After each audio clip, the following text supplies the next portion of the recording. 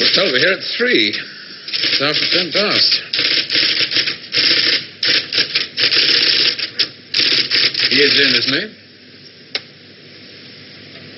One of the big boys wants to see. He always pulls the same trick. Sends for you at 3 and sees you at 3:15. Mr. Larkin to see you, J.G.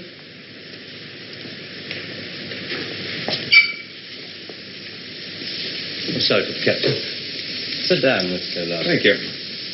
Do you smoke these things? King of Kings, sirs. Yes. Very surprised we got you to come here, Mr. Larkin.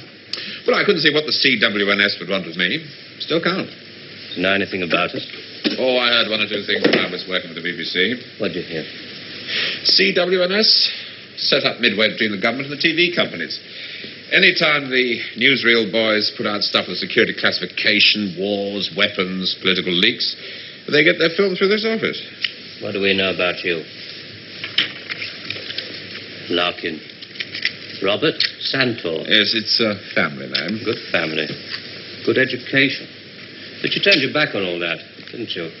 Tried a little bit of everything. 1955, you wrote some plays for the BBC, then worked for them as a story editor. 1961, you got a 3-year contract as a director, which you didn't renew. Oh, the BBC weren't paying money. Well, you're in the money now, aren't you? In 1968. There's your flat in Holland Park, your cottage in Hampshire, 2 children. And a dog and a cat who commute with us to the country at weekends. Well, maybe you knew that already. 6 years ago, there were those shows you did on alcoholism, blood sports, slum clearance. People called you bright. Very bright. There were other words they used. Hard-hitting, vital. Now you do only 4 shows a year. The critics call them brilliant. They're high in the ratings, and they're souffles. Little soft in the center. Don't think I'm complaining. Oh, you could complain if you want to. Just call it a friendly professional interest. I'd like to know what happened to alcoholism and blood sports. Call it reaching the age of 35. Call it school fees, 2 fixed addresses. Call it joining the establishment. Call it being a socialist for 15 years in a country that'll never be socialist. Good. There's your wife, Rachel. You married the girl next door. Your 2 children, Rebecca and Daniel, nice little family. 3 years ago, you got yourself a girlfriend. It was serious. Where the hell did you get that found? Just tell me where it stops. Lasted for 18 months. Your wife never knew about it, even when you nearly decided to leave her. Who are you? It's the initials J.G., that's all I know. Never met you before in all my life. July the 25th, 1966, you finally decided to break it off with this woman. You said you loved her. You said you loved your children. It was 2 against 1. You had to add it up like that. Sorry, your cigar is burning my desk. Sheila told you all this? We have ways of finding things out. But why? If it's blackmail, the thing won't hold water. It's all in the past. Well, there'd be pain, of course, for Rachel and the children. But you wouldn't get anything else out of it. No, it isn't blackmail. We've just been interested in you for a long time. Interested? You went back to your wife because you said it was 2 against 1. I call that very responsible. We're interested in very responsible people. In fact, we have a little index for them. We call it their power quotient. A ratio of responsibility as against aggression. Yours is very low. 0.2. That's very low. Just what we need. Sit down. Please. I'm sorry, the language must seem rather strange at first, but we take it very seriously. Just to show you how seriously, I'm going to tell you how we checked up on you. We call these things surgical transmitters. One was fitted inside you when you went into the Charing Cross Hospital 3 years ago. Appendix, wasn't it? Transmitter? Are you trying to tell me that you listen to every word I say? A machine does. Untouched by human hand. There's a little gadget in these things that ties up with the pulse rate. Puts a bleep onto anything that you're excited about saying. British. Power quotient, surgical transmitters, high-speed tape. It's Doctor Who. I'm for the real world, Jack. Good afternoon. I shall just have to give you an example. On July the 26th, 1966, you were talking to this girl, Sheila, about love. You said to her, I quote, "The kind of love I have for you, Sheila, well, it's bed love and it's more. It's staying in bed till 6 p.m. and saying I can't go to the office today. It's eating breakfast at twilight, laughing at leaves on the pavement." I don't believe there's any such thing as these surgical transmitters. You got Sheila to tell you all this, then you wrote it down the way I might have said it. You're a good guesser.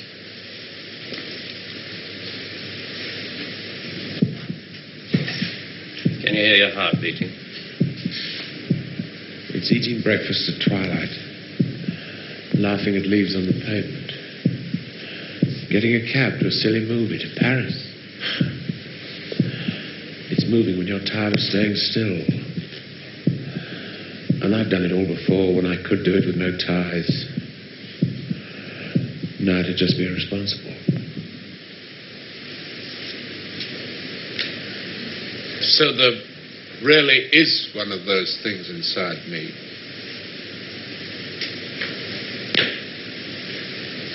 What do you want?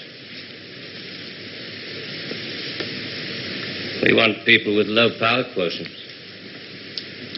We want them to work for us. Nothing more sinister than that. All this just to offer me a job. Special sort of job. The newspapers talk about the corridors of power, the power elite. Let's just say we'd like you to join the club. Oh. There's a vacancy in our newsreel department. We'd like you to help plan the news for 1973. Come again? Plan the news for 1973.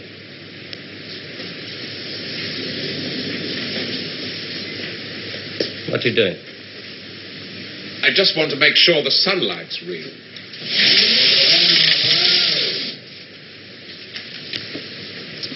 I always tell people,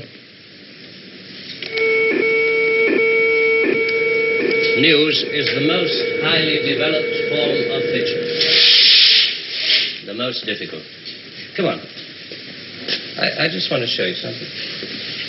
There's no obligation to buy. Really. News requires imagination. News requires responsibility. We think you're well qualified. Please.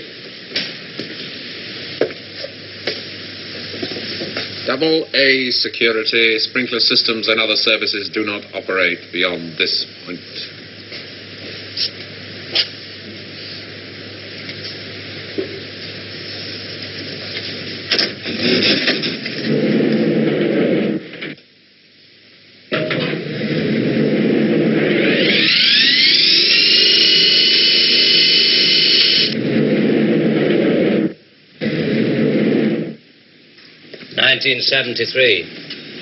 We've only roughed out the news for 1973. Nothing's been given the go-ahead yet, but this is the kind of thing we have in mind.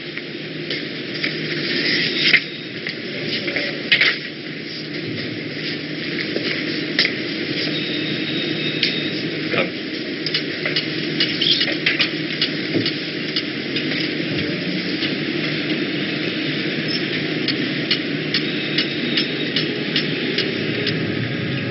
Today, April 14th, 1973. First historic pictures by Radstar of the combined U.S.-Russian landing on the moon.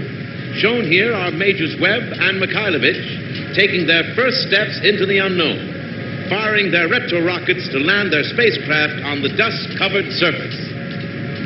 A comforting note for us stay-at-homes, both the Pentagon and the Kremlin have announced that the moon has no strategic value. A comforting note for us to stay at home.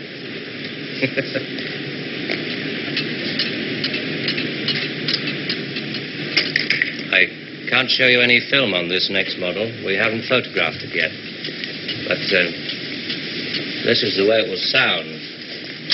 June the 22nd, 1973. The State Department releases film of the ultimate weapon, codenamed Icarus. This satellite is equipped with a solid reactor. In layman's terms, it can freeze air solid, stopping all missiles, killing all forms of life. Icarus orbits at the same speed as the Earth, can hang in position over every major city that threatens the peace-loving nations. Rather proud of this one. Come on.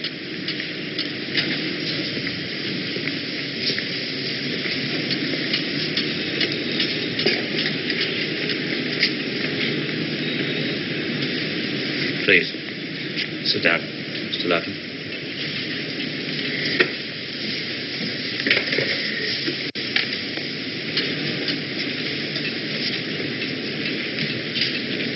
September the 5th, 1973.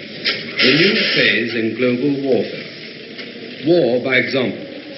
At 4:32 our time, China took out the remote Indian border village of Bandar, unprotected by the Icarus network. After the first 2 5-megaton H-bombs had fallen, the 9-way hotline finally Switch it off. But This is going to happen in 1973 if you're going to make this happen. No. We're going to make models much cheaper. Then we photograph the models.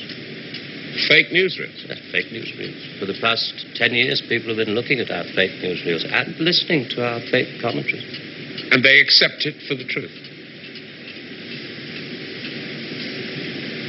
And you can do it. Stop 100 people in the street. How many of them have actually seen a missile or a satellite? They're just told they exist and they believe it. Yeah, you're getting there. I knew you would. Well, now, the moon rocket and the satellite, that you can get away with. That's too remote for people to grasp. It's too far away. But this... I mean, you invented this village on the Indo-Chinese border. Oh, yes. Well, somebody could check up. Very mountainous territory up there. There'll be no survivors in 1973. No rescue work. Radiation scare. Yes. You can do it. This could be the news for 1973. Not necessarily exactly like this. We only plan in detail 1 year ahead. Oh, you only plan 1 year ahead. Hey, tell me, what is the news item that's bothered you the most in the past year, 1967? Oh, well, it has to be the new American intercontinental ballistic missile, the Boy Wonder, doesn't it? Just the one I asked him to set up for you. The new ICBM, codename Boy Wonder, with a much-talked-about Mercury warhead. I haven't any special effects up here, but perhaps with the proper sound. Blast off. And Robert Larkin, television director, high IQ, 35 years old, is scared. Scared by nothing. It doesn't work. It's a scientific impossibility. The same goes for the much-talked-about Mercury warhead. Perspex. Well, if this rocket doesn't work, then the others... They have a fireworks party at Cape Kennedy almost every other day. Well, you didn't really believe there were all these things whizzing about up there, did you? Sputniks and rockets. Astronauts crossing their legs for 8 days. How long has this been going on? Since Hiroshima. And the H-bomb, you mean... That doesn't work either? Right. Dirty. Very, very dirty. What was your first reaction? Relief. Oh, yes. Yes, it has to be relief.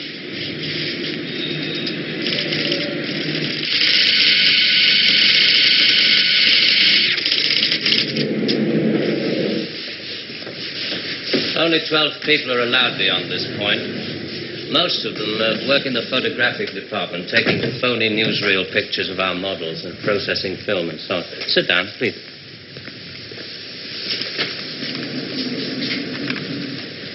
Ah, pretty pictures from our stills department. The boy wonder. Do you really think that missiles and satellites are mile out of country? No, not at all. I've only shown you the hard news. There are other things, much softer things we thought might interest you. Well? 1973, we thought it might be time for an anti-teenage movement. A long-awaited return to maturity. Sherry. Perhaps even a religious revival. Oh, I see. You want me to arrange the grand opening of Ruislip Cathedral. 1st of October, 1973. Mark the date down in my 10-year diary. We are very serious about you. There are things about you we like very much. Qualities you have to offer. Qualities that we perhaps don't possess at the moment. That's great. Our file on you. I have to return to July the 25th, 1966, the day you broke it off with this girl, Sheila. You really did reveal rather a lot of yourself that day. But, of course, if you really mind... Help yourself. You said to her, it won't work, Sheila, and she said something, and then you said...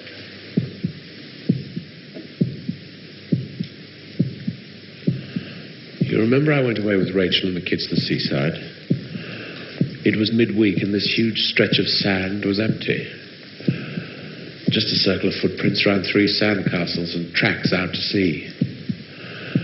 The whole damn day of my family marked out in front of me. The sun was going down. Rachel kept calling the kids to get dressed. She picked up buckets and spades, corny, bloody things like that. I was up at the car. I looked at those footprints, and I knew those people were slipping away. There were things I could tell them. We rather like that bit about footprints. You see, in this job, some of us have got rather a long way away from the idea of footprints in the sand. Those footprints were made by my children. Now, you want me to scare the hell out of them with every bomb from A to H inclusive. Well, why?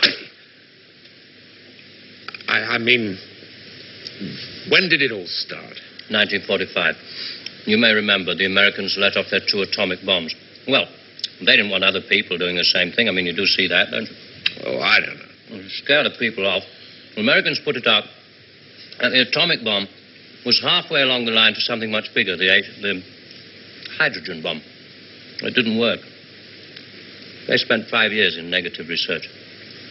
Well, what about the Russians? They're supposed to have quite a pile of these things. We were surprised when they started their tests. Then we got a few feelers from their Secret Service. Nowadays, we work very closely together. Oh, all these stories about spies going off to Russia. Mr. Philby, remember? Just good copy for the Sunday papers. Good copy. Well, the Chinese. I mean, they've just announced their bomb. Yeah, we played along with it. We recorded their phony explosion. We're rather hoping the Chinese will come along, complete the pattern, you know. In Vietnam, hundreds of people are being killed every week. Well, you can't do that with your models. No. And you can't kill people of bad habits in 2 generations. They like to carry rifles. They like to put lines on maps.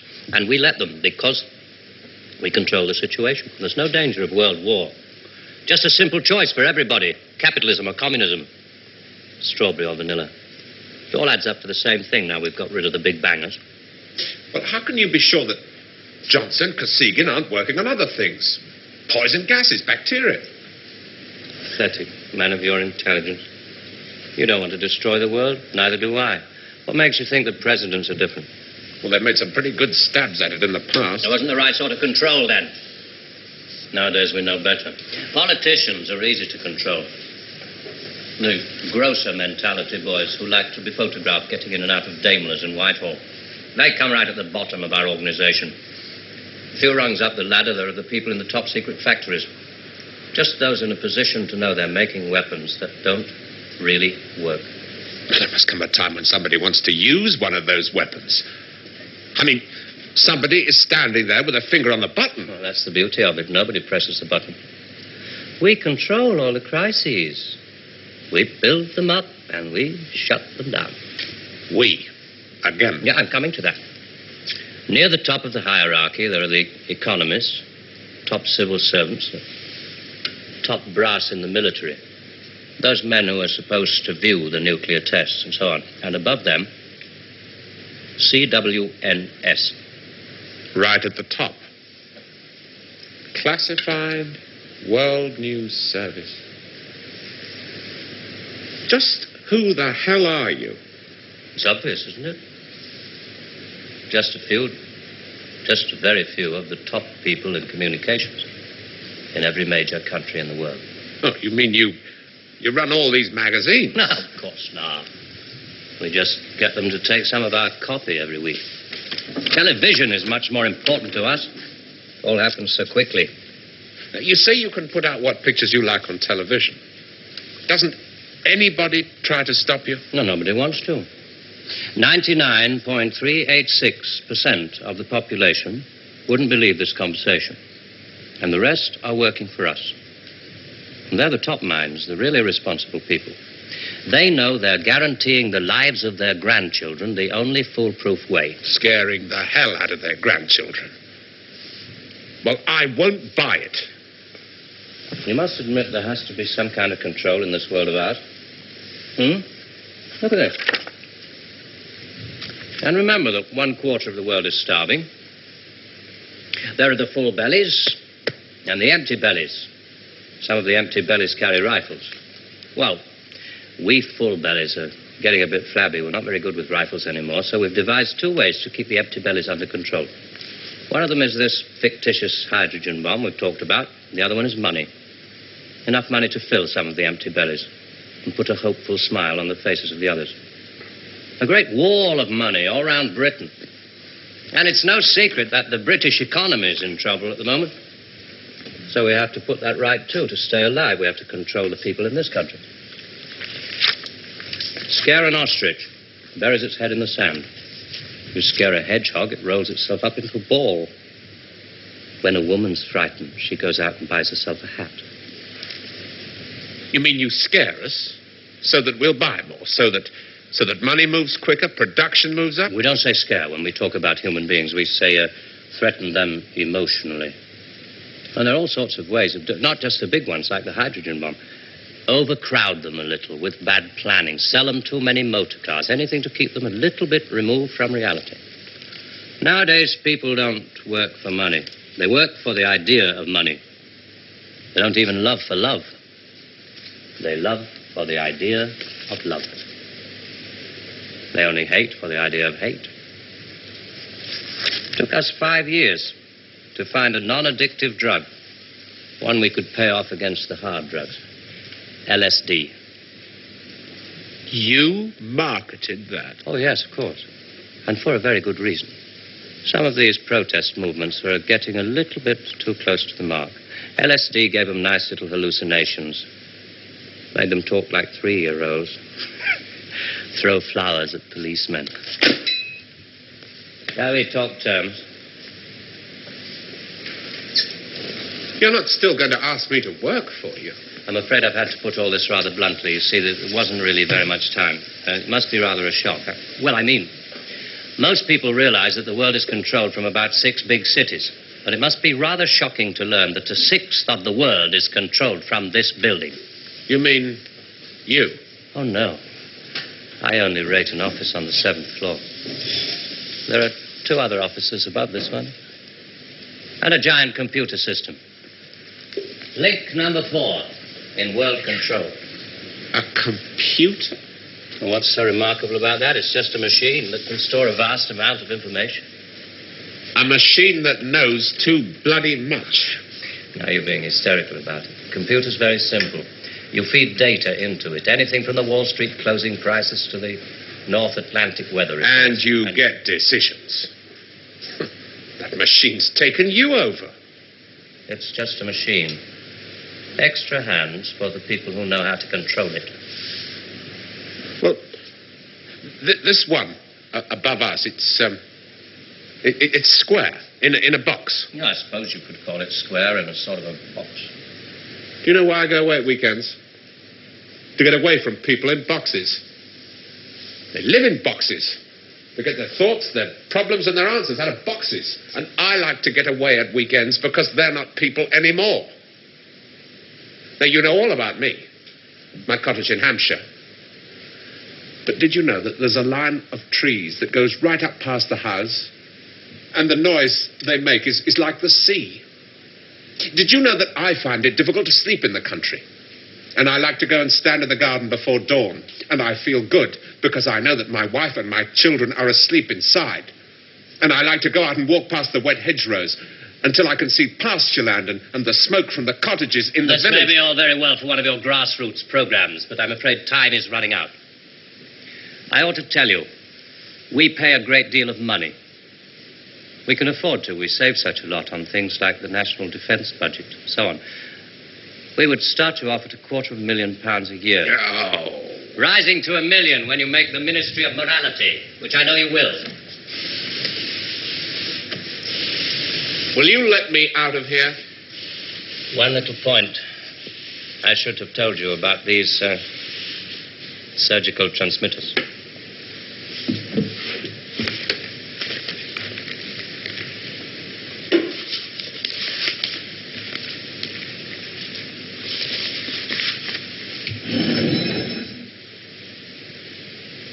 There's enough of this stuff inside you at this moment to kill 6 people. There's a button we can press. I'm sorry about the dramatics. Our boys call these things the oral contraceptive. Keeps them from talking too much. So there must be one of those transmitters inside you. Who presses the button? Extra hands. All this stuff about the computer being extra hands for the men who know how to control it. That machine controls you.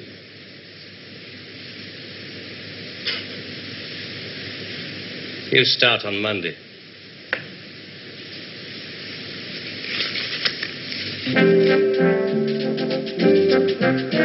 Early controversial classics from Dennis Potter next weekend with the first of the Nigel Barton plays on Saturday at 11:20. But next tonight, Tony Palmer's very personal film looking at the relationship between pop music, youth culture, money and violence. All My Loving in a moment.